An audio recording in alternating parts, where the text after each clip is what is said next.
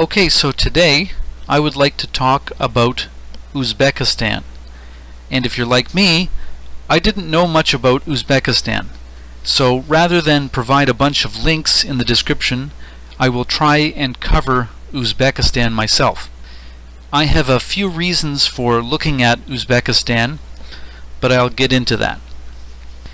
Here's a little something I came up with on Windows Movie Maker.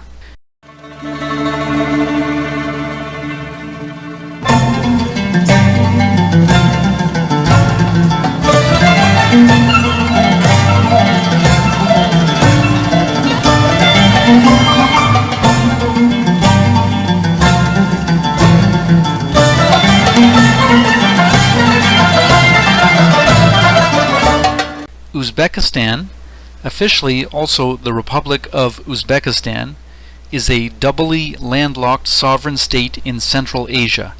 It is a secular, unitary constitutional republic comprising 12 provinces, one autonomous republic, and a capital city.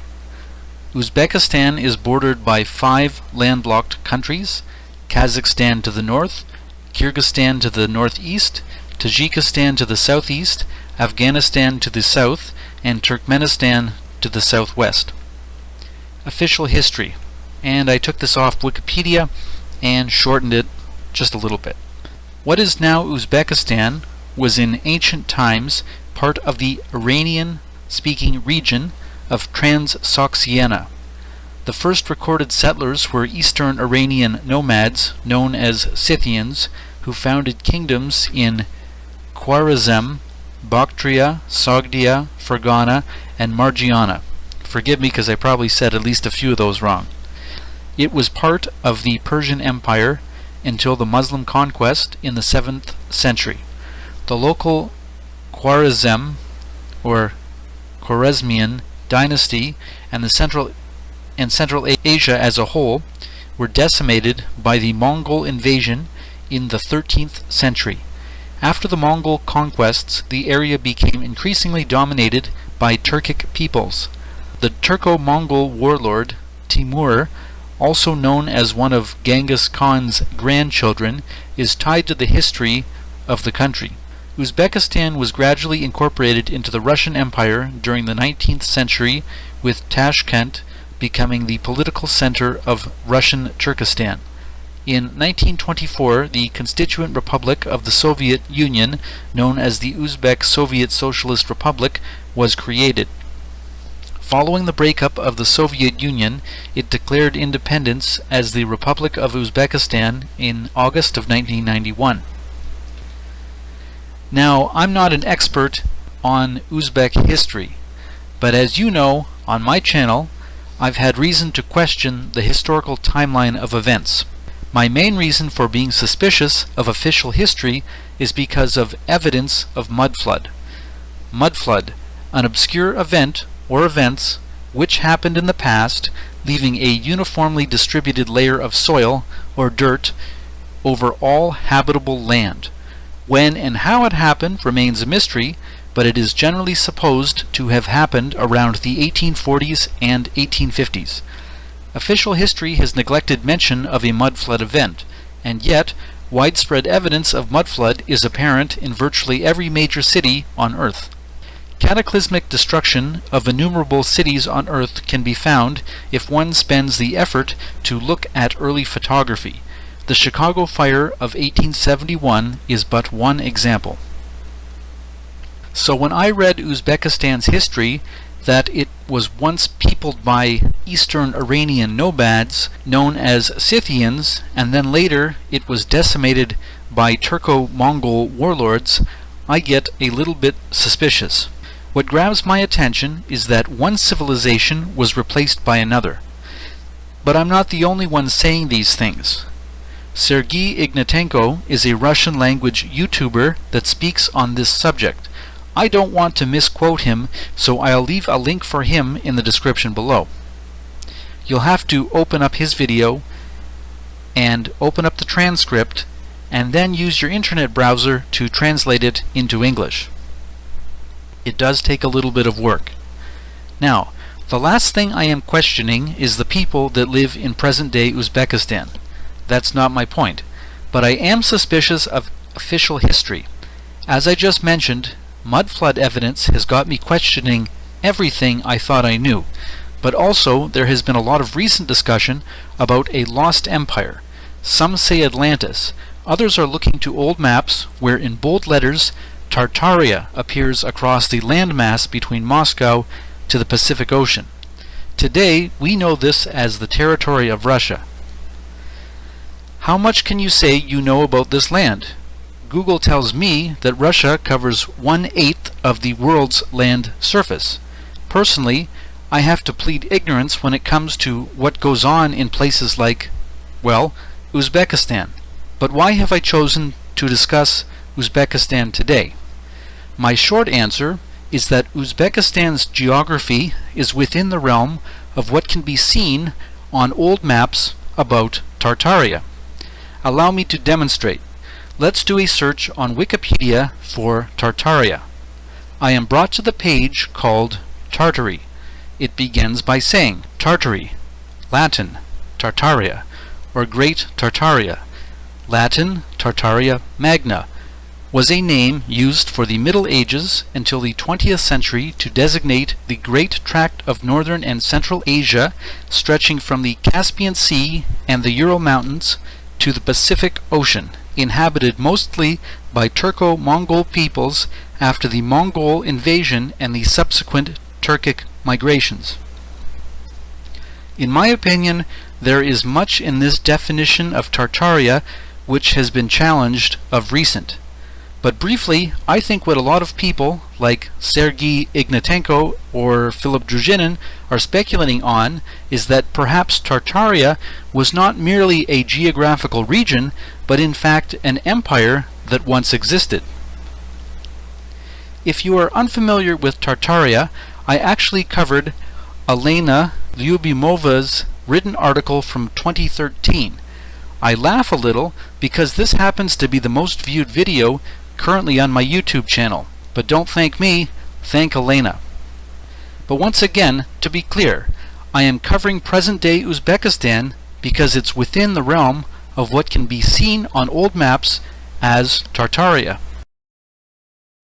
Okay, so if you like looking at ruins, and that's your thing, it's kind of my thing, you'll have some fun if you go to Google Images and just type in Uzbekistan and ruins. And I'm going to cover some of this. So this was an Uzbekistan travel website, and this is an area called Kampir Tepe. I'm probably saying it wrong. But here's Google Maps, and here's Uzbekistan here, and here's Samarkand, Bukhara, and Tashkent, and this Kampir Tepe is in the south. So I will just read. This almost looks like the kind of material that WiseUp covers on his channel. I could go into pointing out that it looks like there's a lot of mud inundation and could speculate on this. But anyway, I'll just read what's written here. Mastering the citadel, which had multi-meter layers starting from the Hellenistic era, had been started at the end of the 4th century BC. I don't always agree with that. Building of the lower city under a unified plan at the beginning of the 1st century AD and lasted until the reign of the Kushan king Kanishka, the first third of the 2nd century BC. Okay, so I tried looking up Kanishka I, and it looks like he was originally from Peshawar, which is in Pakistan. Maybe this is Kanishka here. Well, again, I'm not really into that history anyway. The monument discovered by the academician E.V. Ritveladze in 1972 was investigated by him for 30 years. Today, more than 70% of its territory has been studied. Kampir Tepe fortress possesses a number of bright characteristics. The massive of a single Kushan housing estate opened here.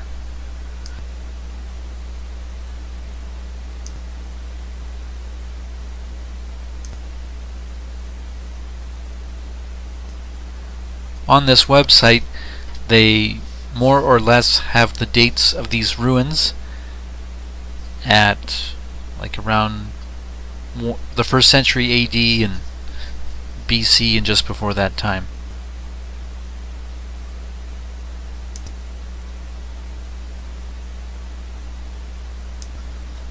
Some of the reading on this website suggests they found some Buddha statues, and it's not clear to me, but they're also mentioning Zoroastrian type of statues, but I have not seen any pictures of those here on this website.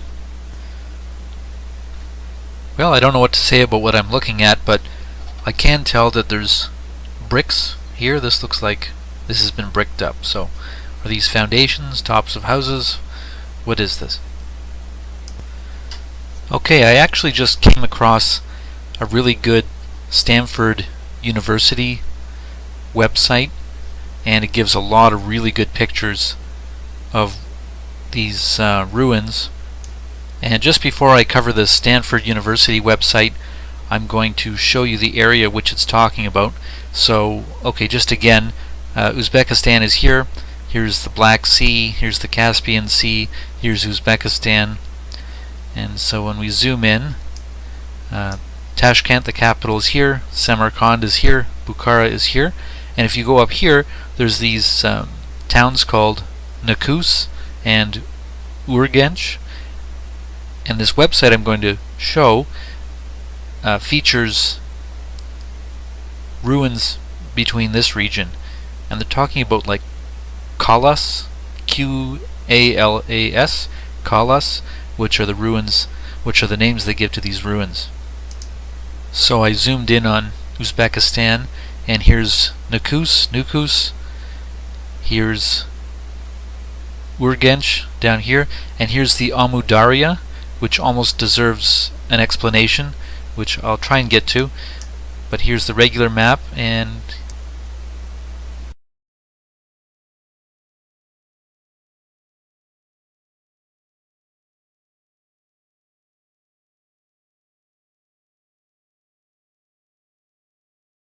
just try and read this information really quickly. Uzbekistan, April 2018, so this is a few months ago. Kalas of Karacol, Pakistan. And I know historically, looking at maps of Tartaria, there is an area called Karacol. So anyway, Kalas of Karacol, Pakistan. The country of Uzbekistan is politically divided into 12 provinces: Andion, Bukhara, Fergana, one capital city, Tashkent, and one autonomous republic. The latter is the rather mysterious Karacol, Pakistan, sometimes called the Forgotten Stan, located in the far west of Uzbekistan. While Karacol, Pakistan is much larger than any of the 12 Uzbek provinces, most of it is a barren flat desert, but on its southeast this desert is dotted with a number of old ruined fortresses, kalas. How can that be? Thousands of years ago, the Amu Darya, which is the major river that actually runs along the border, the southern border of Uzbekistan, thousands of years ago, the Amu Darya River did not flow into the Aral Sea, that's a desert today, more or less, but into the Caspian Sea during the 2nd millennium BC. Let me show you a map. So here's Uzbekistan here, and this is the Caspian Sea. Here's Transcaucasia. You've got the Black Sea, the Transcaucasia, Caspian Sea, and here's the Caspian. And up here are the is the Aral Sea, and it's pretty much turned into a desert. You can even see it here.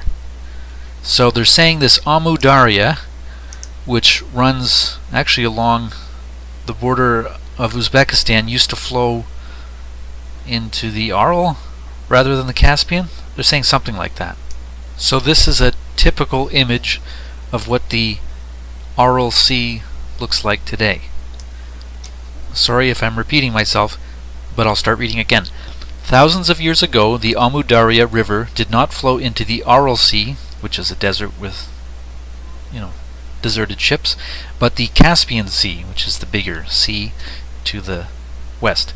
During the 2nd millennium BC, it changed direction. Well, I don't know about the history, and instead flowed into the Aral Sea. It then watered a region that became fertile and increasingly populated well into the 1st millennium AD. Most of the Kalas, these are their fortress names of these deserted fortress ruins, most of the Kalas have been built during this period to control the region and protect the agricultural settlements from nomad raids.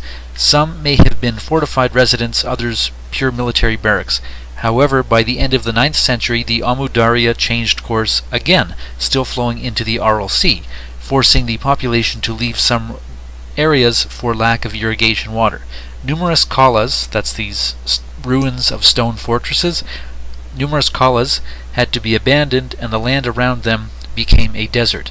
An excellent reference to Karacol, Pakistan, its people and the kalas by David and Sue Richardson can be found here. Well, maybe that's worth clicking on. Much of the information given below was drawn from this reference. Map showing the approximate locations of the sites I visited, red dots. Their presence coordinates can be downloaded by clicking here, I won't, and opening the download KMZ Google Earth file. Okay, again, here's Nukus, and down here is Urgench, and I suppose the red dots are all of the sites of these fortresses that the author has gone to. So Shilpik, Toprak, and Kazil, Ayaz, and Jambas.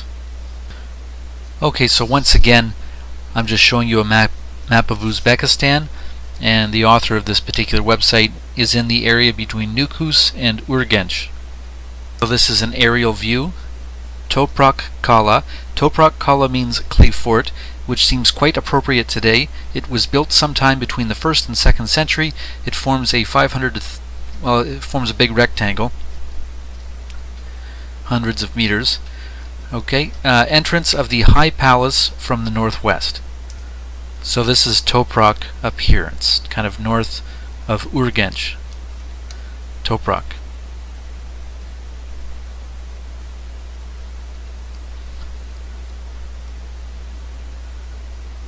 Be nice if there was a man or a woman standing by just to get the scale of the picture.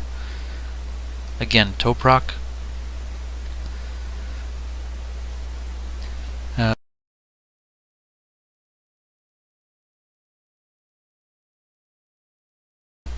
View from the High Palace toward the northeast, with the northeast tower in the middle of the photo. The white areas in the surrounding desert are salt deposit. View toward the northwest tower at the center of the photo. The photo caption is on top of the image. So view toward the northwest tower at the center of the photo.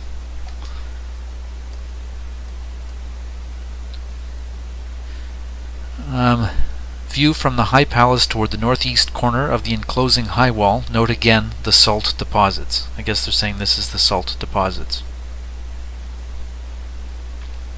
I don't think that this was the Aral Sea. I don't know that that's what it's saying, that this used to be underwater.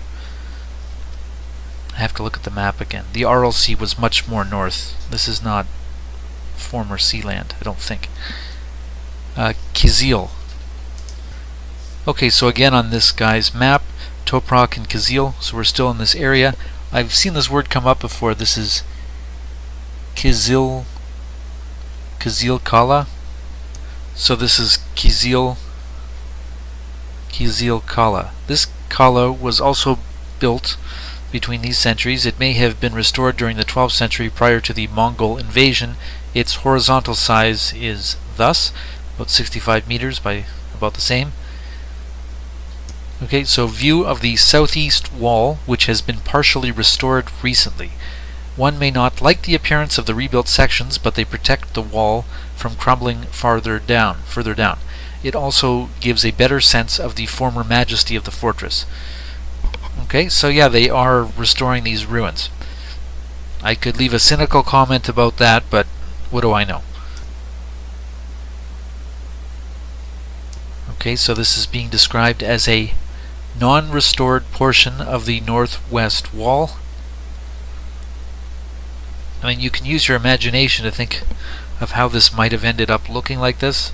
You can only speculate. It looks almost melted, or I don't know. Views of the interior of the Kala with its surrounding walls.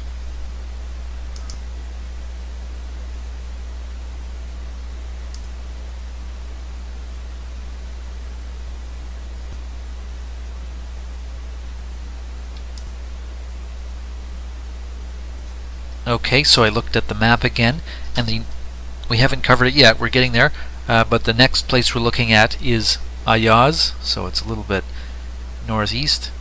Ayaz Kala. This site consists of two main structures: a large defensive refuge referred to as Ayaz Kala I, dating from the 4th or whatever century, on top of that flat hill that provides views over the surrounding plain. A much smaller feudal fort referred to as Ayaz Kala II, built between those centuries, standing on a smaller hill south of Ayaz Kala I.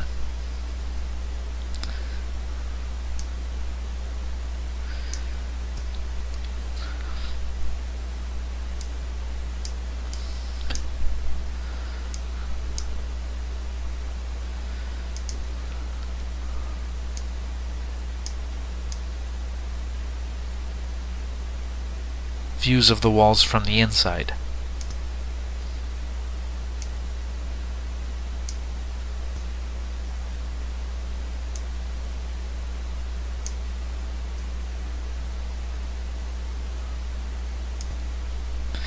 And well, I could speculate on what we're looking at here, but I'm not quite sure myself. Views over Ayaz Kala II from the southwest corner of Ayaz Kala I. So we're on the Ayaz Kala I, and we're looking over to number 2. I couldn't help it. I went and Google image searched Devil's Tower, Wyoming. I'm not saying it's the same thing, but I just wanted to compare the image, because it does look a little bit like a tree stump. And yet it's got windows. Okay, so the next one I guess we're looking at is Janbas Kala. Janbas Kala is the most impressive Kala I visited. As I arrived at the site quite late in the afternoon, the lighting was much better than for the previously visited Kalas. It has slightly twisted a rectangular layout, and its walls measure up to 20 meters. Let's sneak another one in here. View of the northwest wall. The current entrance into the enclosure is the opening on the right.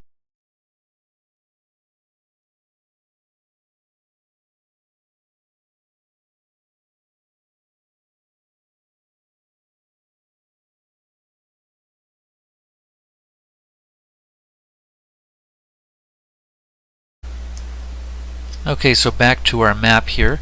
We looked at Toprak and Kizil Ayaz, and now we're looking at Janbas, although it's written down below as Janbas. Okay, so here's Janbas. It's a little bit smaller, 200 meters by 170, 20 meter tall walls.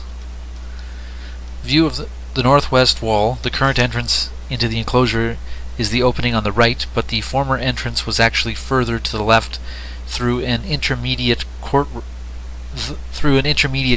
visible in the aerial photo.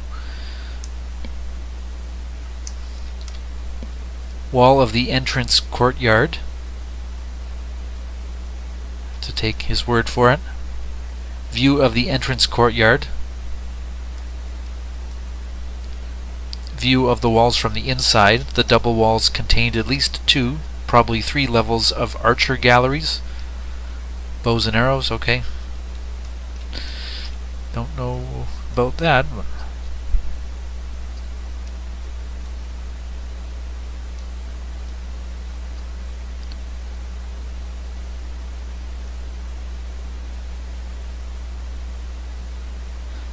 Pretty flat landscape.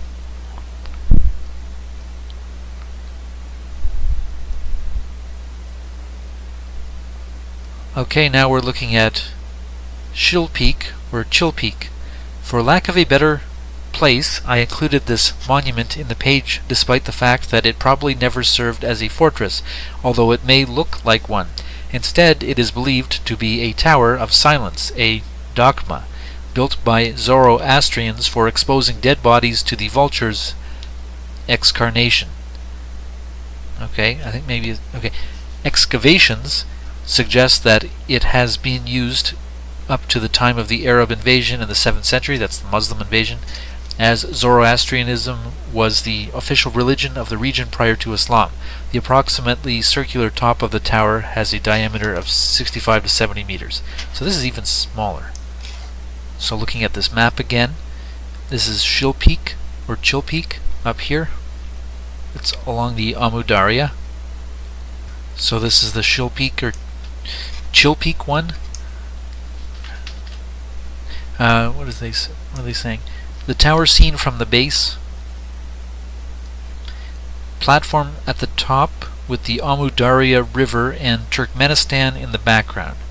I guess this is the Amu Darya River. It's flowing through here, and this is Turkmenistan. This is the Amu Darya. This is the main page, and I will leave this as a link in the description below. And I'll probably look at this more myself later. These are just a few images that I pulled off of Google Images. So I'll go through them. This is Toprak Kala. That was actually in the website I covered. This is also Toprak Kala. Toprak Kala as well. Toprak Kala. Not sure where this came from. This is Uzbekistan ruins.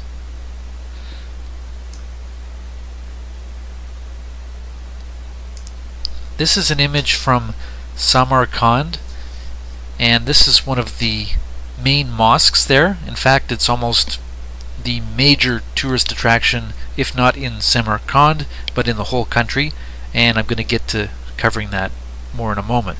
But I'm glad I did find this old image of Samarkand in 1890, because one thing I'd like to compare is the exterior of this mosque and even some of the remains and ruins, because I'd like to take a look and see at how much they've renovated it since, and whether all of the tile work that they have put on it recently is actually original. Anyway, there also is lots of evidence of mud flood. Okay, once again, Uzbekistan is here, oops, and Samarkand is over here, Tashkent is up here. So this major mosque is in Samarkand. This one here. Okay, next image. This is in Shakriz Sabz, Uzbekistan.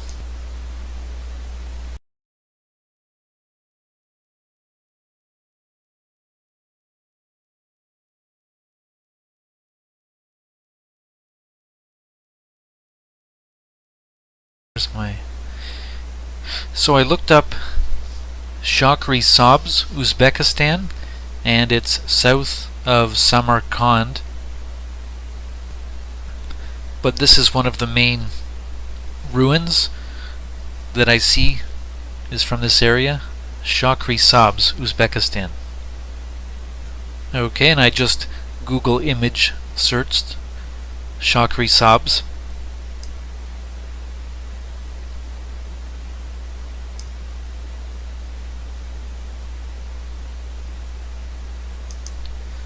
Okay, so this is Shakri Sabz, and they've got Amir Timur, and once again, according to official history, Genghis Khan's grandchild was Timur, and there was like a Timurid dynasty in this area, and so he's got a statue of him. Okay, now I'm going to turn to covering some of the major cities in Uzbekistan. So I'd like to start with Bukhara. Let's just try to give a really brief reading. Bukhara is a city museum with about 140 architectural monuments. The nation's 5th largest city, It had a population of 250,000 as of the 31st of August 2016. People have inhabited the region around Bukhara for at least 5 millennia, and the city has existed for half that time. The mother tongue of the majority of the people of Bukhara is Tajik. Located on the Silk Road, the city has long served as a center of trade, scholarship, culture, and religion. UNESCO has listed the historic center of Bukhara, which contains numerous mosques and madrasas, as a World Heritage Site. I'll get some better pictures in a moment, but we're talking about the Kalyan or Kalan minaret, the Great Minaret. The Kalyan minaret, more properly Minara-i-Kalan, also known as the Tower of Death, as according to legend it is the site where criminals were executed by being thrown off the top for centuries. The minaret is most famed, oh, this is a different minaret, is most famed part of the ensemble and dominates over historical center of the city. The role of the minaret is largely for traditional and decorative purposes. Oh, I guess it is this one. This is the Kalyan minaret. Okay. Next, the Kalan Mosque, arguably completed in 1514, is equal to the Bibi Kanim Mosque. This is in Samarkand, so this is not the same city. We're looking at Bukhara right now, and so we're looking at the Kalan Mosque, not this one, which is in Samarkand. Anyway, this one in Bukhara is able to accommodate 12,000 people. Well, let's just go look at some pictures of it. Okay, so here's the Kalan Mosque. And we talked about this tower a minute ago. This is both in Bukhara. We're talking about Bukhara. So this is again a different view of the Kalan Mosque in Bukhara. Once again, the Kalan Mosque in Bukhara. And this is neat. This is the Kalan Mosque in Bukhara, but this is an old image. And you can see it's not very well kept. Is there anything in the picture we can discern as far as the structure of the building? Well, I don't know. Did these bases hold framing, perhaps? Is there something we can read into there? I did go looking up some old images of Bukhara, and I came across some Uzbek and Russian websites. So this is an old image of Bukhara. You can see what was that mosque called again? And that tower. Looks pretty messy. Looks like it hasn't really been inhabited. I mean, does a city that's been inhabited continually look like this? I'll try to remember to provide a link. That's not a very nice subject. This is another old image for Bukhara. Looks like an Italian website. Okay, so I guess I'll just finish Bukhara off with the, what do they call it? Mir al-Arab Madrasa? Mir-e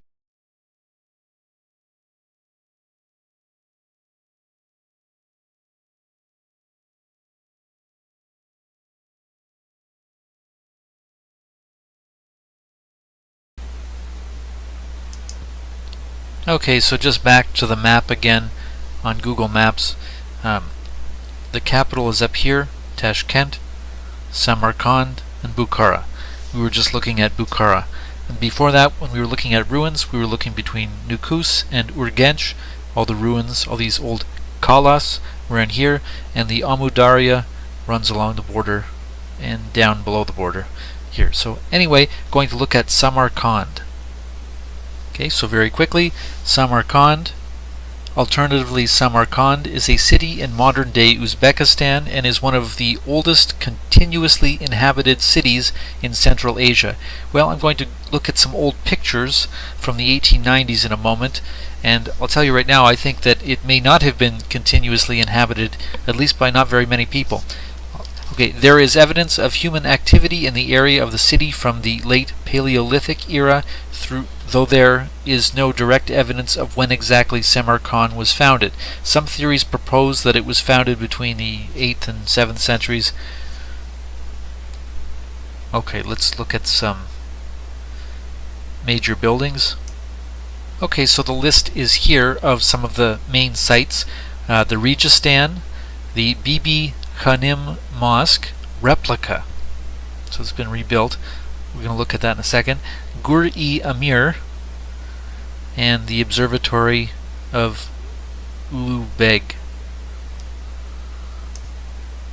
So this is the Registan in Samarkand. And I looked up some old images from the 1890s, and this is also the Registan in Samarkand. Here's another image of the Sherdor Madrasa Registan Samarkand, and this is 1890.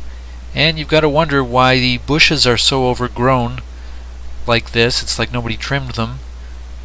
And not only that, but I don't know, is this building not important enough to like not put your like shacks and stores next to? Maybe I shouldn't be a wise guy. I don't know. These are just some images of Samarkand. Shahi Zinda Necropolis. Again, this is 1890. And I don't know, does it look like it's been continuously inhabited? It looks like something happened here. It looks like things are a little bit destroyed and everything's covered in mud. This image is called Outskirts of Samarkand. It's probably not too distant from the previous picture I just looked at. Looks like the same buildings, just a different angle. And I don't know, is this the big mosque here? Not sure. It looks like somebody still has to dig this place out. Okay, so the next building I'm going to look at in Samarkand is the Bibi Khanim or Bibi Khanim Mosque, and this is probably the biggest one and the main attraction of, if not Samarkand, but probably the whole country, and that's this mosque back here. Once again, the Bibi Khanim Mosque is actually a replica. Not entirely sure what that means, whether it was like ruins and they were built up a little bit. The mosque Bibi Khanim Mosque is one of the most important monuments of Samarkand.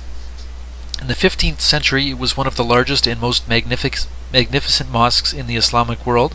By the mid-20th century, only a grandiose ruin of it still survived, but now major parts of the mosque have been restored. It is interesting that a word like Khanim or Hanam, Hanam, Hanam, Khanim is a lot like Khan or Khanate.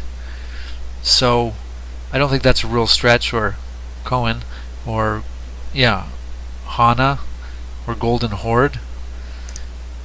A photograph taken sometime between 1905 and 1915 by color photography pioneer Sergei Mihailovich Prokudin-Gorsky shows the mosque's appearance after its collapse in the earthquake of 1897. That's some interesting color.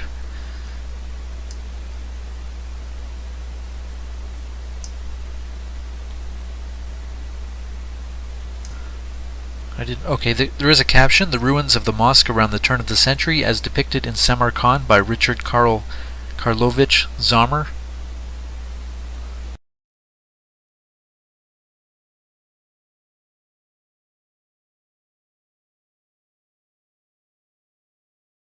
So before I forget about it, this is the Uzbekistan state emblem, and it was changed since Soviet times.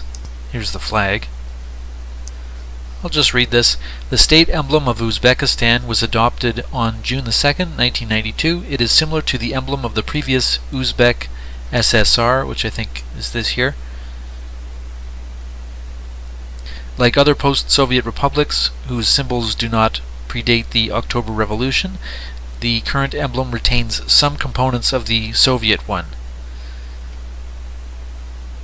Well, it's saying that somehow this Star of Rub el-Hizib, which is a square within a square with a circle in the middle, is a symbol of Islam, and somehow that's incorporated into the symbol. Okay, so it's talking about this emblem a little bit more here. In the center of the emblem depicts the Huma bird with wings spread. In Uzbek mythology, the symbol of happiness and freedom. Uzbek poet Alisher Navoy characterized the bird humo as the kindest of all living beings. The humo, or the huma, also homa, is a mythical bird of Iranian legends and fables, and continuing as a common motif in Sufi and Diwan poetry. Although there are many legends of the creature, common to all is that the bird is said to never alight on the ground and instead to live its entire life flying invisibly high above the earth. Okay, that's pretty deep. But anyway, if you ask me, this symbol looks a lot like a griffin, which is like a symbol of Tartaria. I think Philip Druzhinin was recently asking in one of his videos for people to submit images of griffins close by to them once again. Okay, I'll try to cover the capital city a little bit here. Tashkent is the capital of the largest city of Uzbekistan, as well as the most populated city in ex-Soviet Central Asia. Though the larger urban centers of Urumqi in China and Kabul in Afghanistan lie well within the geographic region of Central Asia, with a population in 2012 of 2.3 million. It is located in the northeast of the country, close to Kazakhstan border. Okay, once again, Tashkent is up here, which actually borders Kazakhstan, Kyrgyzstan, and Tajikistan. Kind of goes up this way. So here's a postcard of Tashkent, and it has very Western looking architecture in it. This almost could be Germany or Ukraine or Poland or one of these places. Okay, so this comes up for Tashkent. I haven't found the name for this one yet. Okay, so I found this website almost by accident, uzbekjourneys.com. I'll just read the first paragraph.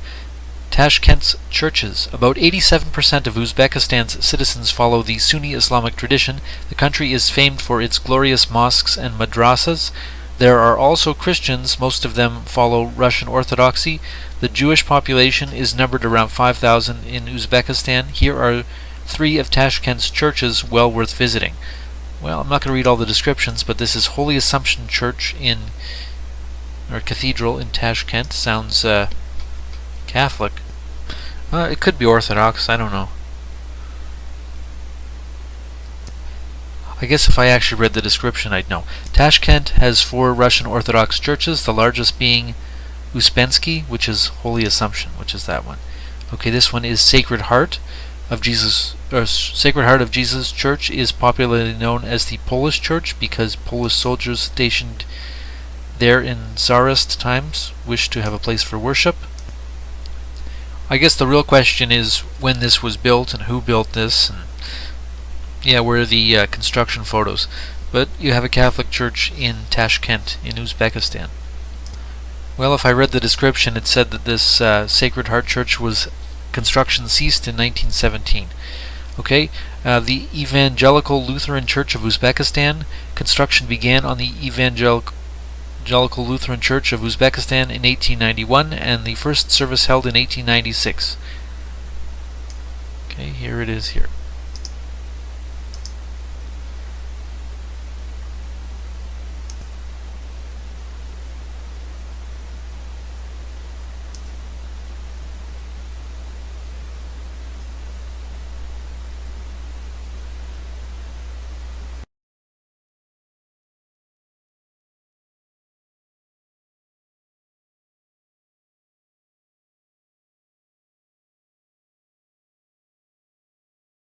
Okay, so I wanted to read about the Amu Darya, as it actually runs along the border, the southern border of Uzbekistan.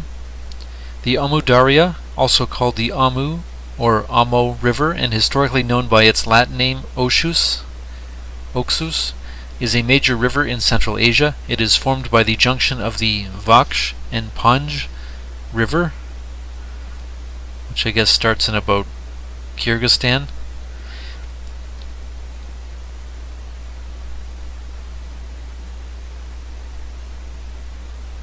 And flows from the north westwards into the southern remnants of the Aral Sea. Oh yeah, I want to look at Aral Sea as well. In ancient times, the river was regarded as the boundary between Greater Iran and Turan. Okay, so here's a map. I think this is the Caspian up here. No, I'm sure of it. And it flows along Uzbekistan's border. Oh no, wait a minute, that might be the Aral Sea. Actually, that's right, because Uzbekistan is a landlocked country. I just wasn't used to seeing the Aral Sea so large. Anyway, so yeah, the Amu Darya flows down through here. Apparently it originally flowed from the Caspian at different points in history. Okay, I'll read about the Aral Sea. The Aral Sea was an endorheic lake with no outflow lying between Kazakhstan in the north and Uzbekistan, Karakolpakstan in the south. The name roughly translates as Sea of Islands, referring to over 1,100 islands that had dotted its waters. In the Turkic languages, Aral means island archipelago. The Aral Sea drainage basin encompasses Uzbekistan and parts of Tajikistan, Turkmenistan, Kyrgyzstan, Kazakhstan, Afghanistan, and Iran. Oh, I didn't read the whole article, but it said that there's efforts to try to restore the Aral Sea. And there's this file that shows this. Okay, so I found a chart. 1957, the level of the Aral Sea in late 1950s is customarily used as the reference to see how much water has been lost. 1982, in the early 1980s, the accelerating drop of the sea level is evident. Salinity is rising, fisheries are shrinking. 2000, the Aral Sea splits into north and south. Not only has it lost most of its water, but fishing is also nearly gone. The Kok Aral Dam begins to allow water in North Aral Sea to rise. And 2015, despite the expansion of North Aral Sea, only some 8% of the water volume of the late 1950s remains. And so this is how you get a lot of images that look like this today.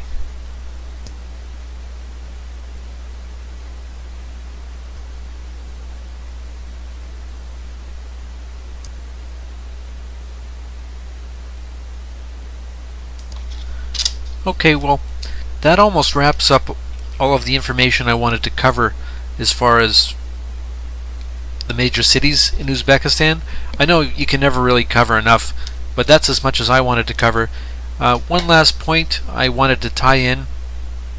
The Bibi Kanim Mosque, which I guess is a replica, has this exposed shape, and then of course there's a mosque in Bukhara that also has a similar style. Well, I'm not showing the best picture of it. Okay, so this'll do.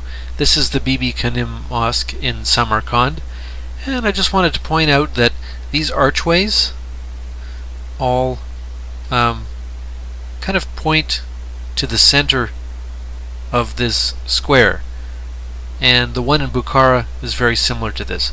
So I don't know, I'm not too sure what this device does, but using my imagination it looks like maybe this isn't just architecture, but it actually served some kind of purpose.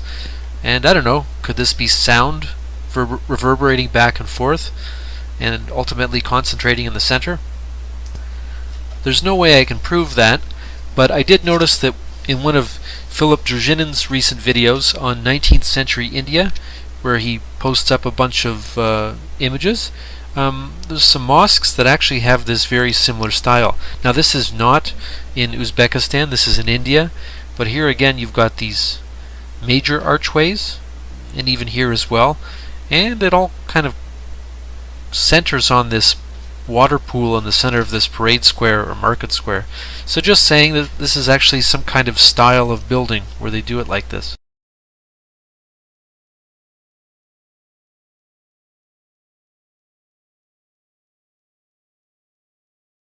Screenshot.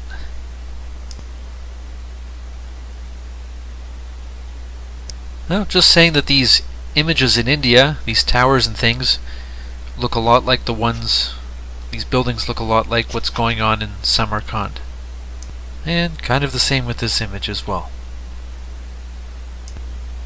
Okay, so this is one of the channels that I've recently been looking at and trying to study, and it's slow going because I don't speak Russian, but this is Sergei Ignatenko's website, and if you just look at some of the things that he discusses, you can translate it to English. He's talking a lot about Tartaria. And one of the videos in particular that I've been looking at is this one here. It's a 4-part documentary, and this is part 1, and he's talking about Great Tartaria. Now this video came out in May of 2016, so it's about a year and a half old. And well, what did I really want to discuss? Well, he's looking at some maps on Gallica, and yeah, he's looking at maps of Tartaria. And so I've actually gone to his links and tried to look up some of these maps of Tartaria. So I clicked on the 8th link down, and I ended up getting this page. And so what he's looking at here is, well, Martin looks at these books too, but this is like the 1733 book, and there's actually different editions of it, but a book like this has contained in it some maps of Tartaria. Let me just show the cover page, try to get a zoomed in shot of this. So this is La Galerie Agréable du Monde, où l'on voit un grand nombre de... So it's got like maps. Anyway, of this book, what I'm particularly interested in, once again, whoops, there it is, are the maps of Tartaria. So there's page 46 and 47. So I'm just going to click on this one and open it up. And these are the Peter van der Aa maps. So this is Tartaria. The map is called Magni Chami Imperium Mare Tartaricum, so that's the Tartaria river, lake, something. Anyway, here's the Caspian Sea here, and this is really what I want to look at. So on this map we basically have Uzbekistan. Of course, this map is from, well, I better check the year. Okay, well, this book was from 1733. I don't know when this map was from, but that's at least the date of the book. And yeah, we have a lot of questions about timelines and dates, so we never can be sure. But anyway, I'm just going to point out the 3 major cities on this map which I just covered. So I covered Bukharia, Samarkand, and Tashkent. So here's the Caspian. Doesn't look like the Aral Sea really shows up, but here's Bukharia, or Bukhara, spelled a little bit differently. And here's Samarkand, and I guess Tashkent should be over here somewhere. Actually, I'm remembering that Tashkent really isn't coming up on this map. But here's where I've been putting a little bit of effort into this. So if this is Bukhara and this is Samarkand, how about all the other names on the map? Can we look into those and find out if all these other cities exist? Okay, so here's what I did. This is the exact same number 46 map in the Van der Aa map on Tartaria. And here's Bukhara, here's Samarkand, and just with the paint program I cut out all the city names and put them along the side here. Then with pencil and paper I wrote them all down, and then I typed them out. Here's another map that appears in Peter van der Aa's book of 1733. This map is called La Grande Tartarie, and I did the same thing. I zoomed in. Here's Bukhara, here's Samarkand. So this is map 47, or basically page 47 in the book, and I cut all the names out. Here's Samarkand, Bukhara, Tashkent appears on this one. Cut them out, and I wrote them all down and typed them up.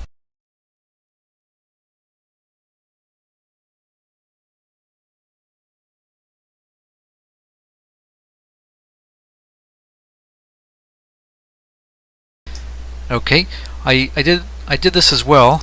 Okay, on the 7th link down on Sergei Ignatenko's links, he included another map, and I call this one the Scary Face map, because unfortunately they've got these evil looking figures down here which I don't even really want to look at.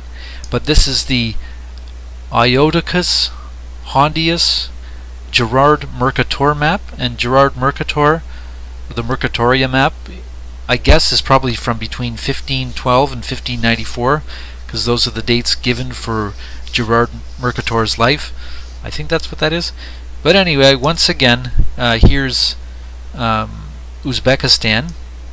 I was almost hoping to take the shape of Uzbekistan and superimpose it on top of this map, just to see what would happen. Granted, this map might not be to scale, but you know, it might give an idea on these city names. But anyway, long story short, here's Samarkand and here's Bukhara, and I think Tashkent appears on this as well. Okay, Tashkent appears up here. So this has the three major cities. Now, as far as all the other cities, I really have no clue. You might accuse me for having too much time on my hands. That's actually not true. But this is the Scary Face map, Gerard Mercator and Samarkand, Bukhara, and once again I cut out all the city names. It's very quick and easy to do. Stuck them here, wrote them down pencil and paper, and then I typed them out. Okay, so then I took all of these map names from View 46 map, View 47, from the Vander Aar map, and then the Scary Face map, and then I took all the names of the modern cities of Uzbekistan today, and I put them in a column as well. So now I can compare the historical names on these maps with the cities in Uzbekistan today. Right, so I did that. And I'm going to try and leave these in the description below somehow, although I think this is a lot of material to retype in the description. I'm only going to use a couple examples. I hope this isn't boring for people, but I'm going to use a couple examples. So there's this city called Taras, and it appears on this map, and this map. Taras,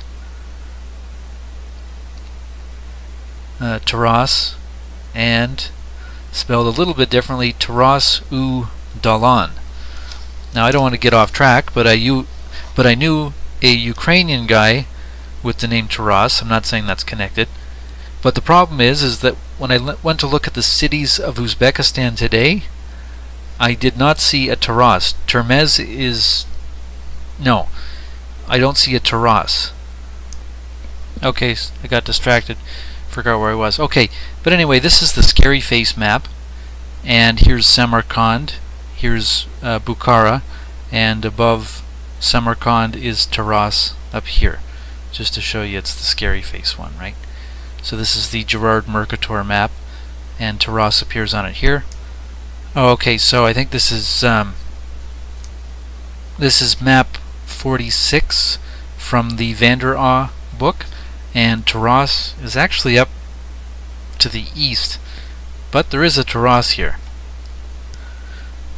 Okay, so this is map 47 in the Vander Aar Tartaria map. I'll zoom out in a moment.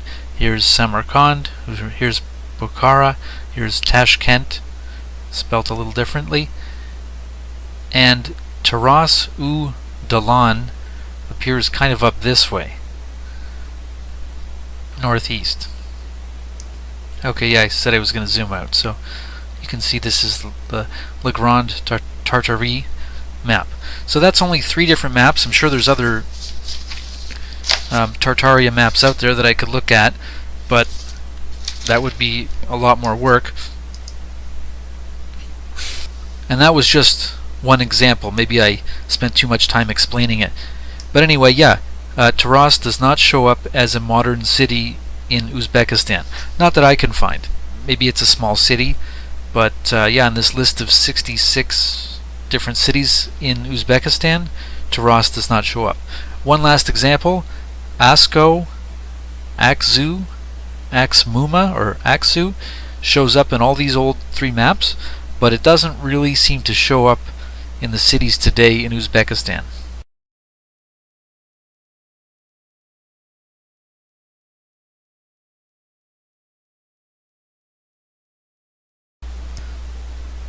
Okay, so there's a lot of neat things I could point out having looked at these maps. The main purpose of what I was trying to do is to look at maps of Tartaria and to try and see if the city names match up with present-day cities that we understand today. And this would provide some kind of continuity between these ancient cities and the modern ones we have today. And, well, this is kind of getting at Mudflood and Tartaria and trying to make connections. I haven't really explained it very well, but hopefully you can see what I'm doing.